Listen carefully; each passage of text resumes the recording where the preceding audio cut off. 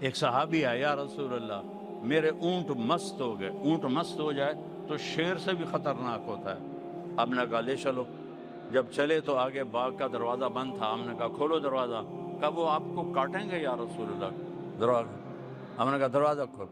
دروازہ کھولا. آپ آگے بڑھے. اونٹ کی نظر پڑی. وہ دوڑتا ہوا آیا اور آپ کے قدموں میں سر رکھ کے آپ کے پاؤں چومنے لگا.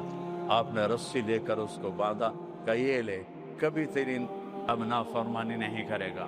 پھر آپ تھوڑا آگے بڑھے تو دوسرے اونٹ کی نظر پڑی. وہ دوڑتا ہوا آیا اور آپ کے قدموں میں گر کے آپ کے پاؤں چومنے لگا. آپ نے اس کو رسی سے باندھا. کہ یہ لے یہ تیری کبھی نافرمانی نہیں کرے گا. یہ تو محبت تھی جانوروں کو میرے نبی کے ساتھ.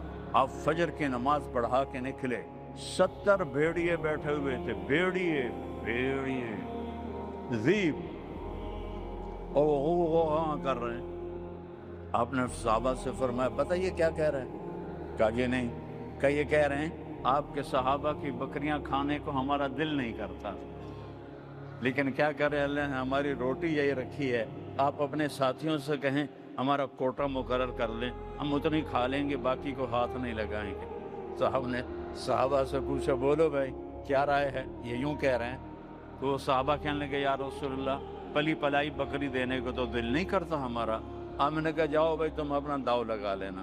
فرجعنا ولہن غوا, واپس وہ روتے ہوئے جا رہے تھے کہ ہمیں یہ کام کرنا پڑے گا.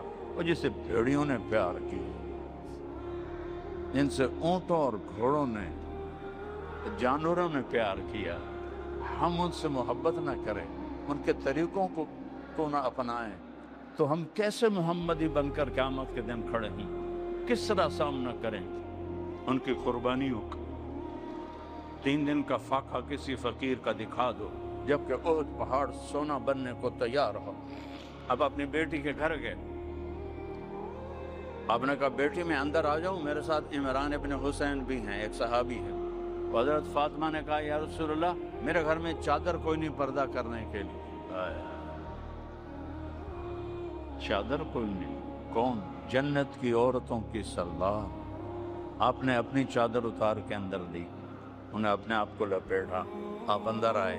کہا کیا ہوا بیٹی؟ تو آپ کے سینے پہ سر رکھ کے رونے لگی. یا رسول اللہ بھوک ہے, روٹی کوئی نہیں, بیماری ہے, دوا کوئی نہیں. بیٹی کے آنسو مار دیتے ہیں والدین کو. ہم بیٹیوں والے ہیں. آپ نے ایسے سینے سے لگایا اور ان کے سر پہ اپنی ٹھوڑی ایسے رکھی اور آپ بھی رونے لگی.